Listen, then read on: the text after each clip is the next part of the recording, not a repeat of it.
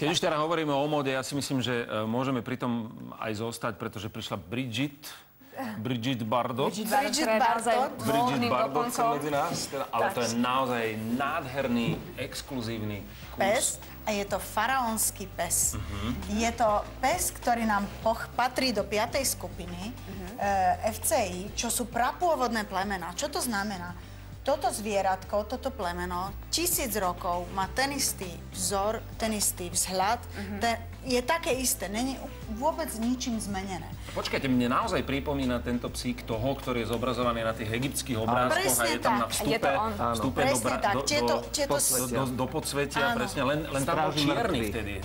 Egypťania kreslili ako akože čierneho. pôvodne boli v všelijakých farbách. A boli ako tieto sfingy pred egyptskými pyramídami a ukážky lovu môžeme vidieť aj v pyramídach, presne na stenách, na freskách, čo sú.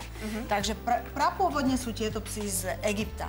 Potom sa presunuli, keď boli vyhubené a vyhynuté v Egypte, sa presunuli na stredomorské oblasti, na rôzne ostrovy. Previezli Rimania zrejme. Áno, Rimania, áno. A tento pes, faraónsky pes, nám pochádza priamo z Malty.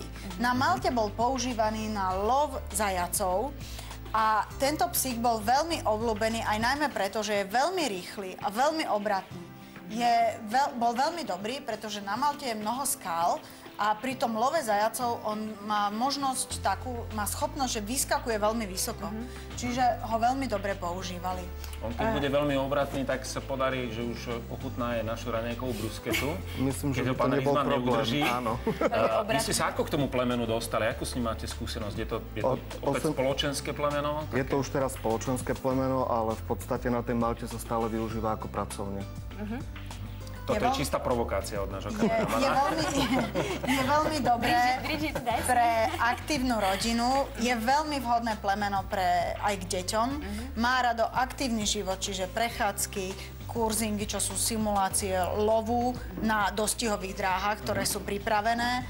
A je veľká zaujímavosť u tohto psa, že nezapácha. Nemá vôbec pách. Vôbec to, čo niektorým ľuďom prekáža, že všade cíti to.